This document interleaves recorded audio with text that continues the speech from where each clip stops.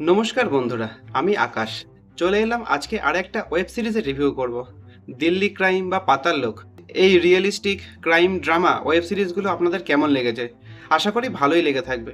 যদি ভালো লেগে থাকে তাহলে সেরকমই একটা ওয়েব সিরিজের কথা আজকে বলবো, যেটা সম্প্রতি অ্যামাজন প্রাইম ভিডিওতে এসছে। ওয়েব সিরিজটির নাম রাগ। তো কেমন হলো এই ওয়েব সিরিজটি, আজকে সেই কথাই বলবো। 1978 সালে দিল্লির বুকে ঘটে যাওয়া রাঙ্গা বিল্লার দুই ভিলেনের নৃশংস খুন নিয়ে এই ওয়েব সিরিজটি তৈরি। মুখ্য চরিত্রে আছে আলি ফাজাল, সোনালী বেন্দ্রে, আমির বাসির, আর ভিলেনের চরিত্রে আছে আকাশ মাখিজা, রমনদীপ যাদব। 8টা এপিসোডে তৈরি। এবার বলি গল্পের প্লট। প্রথমেই দেখানো হয় দুই কিশোর কিশোরী, সুমন আর সাহিল। তারা দুজন বেরিয়েছে রেডিও স্টেশনে যাবে বলে, কিন্তু সেখানে তারা পৌঁছালো না। হঠাৎ করে একটা গাড়ি আসে, তাদেরকে কিডন্যাপ করে নেয়। আর সেই দায়িত্ব পড়ে আলি ফাজালের, যে সাব ইন্সপেক্টর নতুন এসছে, এসআই জয়প্রকাশ।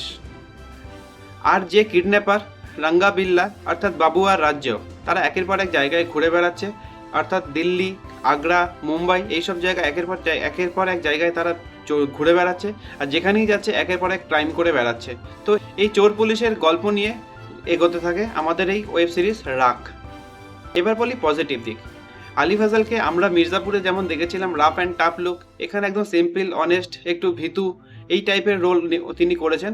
অত্যন্ত সুন্দর অভিনয় করেছেন। সোনালী বেন্দ্রের অভিনয় দুর্দান্ত, মন কাড়বে। ছেলে মেয়ে হারানোর যে শোকের অভিনয়টা তিনি ফুটিয়ে তুলেছেন, দুর্দান্ত। আর মেন যে এই গল্পের নেগেটিভ রোল, রাঙ্গা বিল্লা যাদের কথা বললাম, অর্থাৎ বাবু আর রাজ্য, অসাধারণ অভিনয়। একটা টাইমে এদের অভিনয় দেখলে আপনার ভয় লাগবে, এত সুন্দর অভিনয় করেছে। 1978 সালের যে দিল্লি শহরটা, সেটা খুব সুন্দরভাবে ফুটিয়ে তুলেছে। এটা আমার একটা খুব জিনিস ভালো লাগলো। আরেকটা যেটা পজিটিভ, সোনালী বেন্দ্রের ছেলের ভূমিকায় যারা অভিনয় করেছে, যারা কিডন্যাপ হয়ে গেছিল বললাম, তাদের অভিনয়ও কিন্তু খুব ভালো। ছেলে আর মেয়েটির দুজনেরই অভিনয়। এবার বলি নেগেটিভ দিক। আমি জানি না কেন সব ওয়েব সিরিজকে কেন 5.5 ঘন্টা থেকে 6 ঘন্টার করতে হয়। এটা 3 ঘন্টা, 3.5 ঘন্টা বা ম্যাক্সিমাম 4 ঘন্টা করলে ক্ষতি কি আমি বুঝি না। গল্পটা প্রচণ্ড স্লো হয়ে যায়, অতিরিক্ত টেনেছে। কিছু কিছু ক্যারেক্টার দরকার ছিল না, এপিসোডের অনেক জায়গা দরকার ছিল না।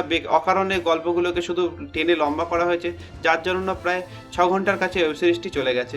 আমার মনে হয় এটাকে আরেকটু ছোট করলে ভালো হতো। আর এই ওয়েব সিরিজে কিন্তু নেগেটিভটাকে বেশি তুলে ধরা হয়েছে, অর্থাৎ রাঙ্গা বিল্লার যে চরিত্রটাকে সেটাকে বেশি হাইলাইট করা হয়েছে। অর্থাৎ খুনোখুনি, নৃশংসতাটা অনেক বেশি আছে।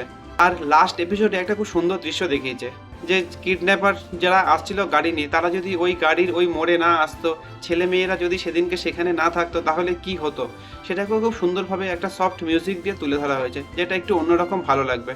তো ওয়েব সিরিজটি কি আপনারা দেখেছেন? যদি দেখে থাকেন আমাকে জানাবেন। ভিডিও ভালো লাগলে লাইক, কমেন্ট, সাবস্ক্রাইব করে পাশে থাকবেন।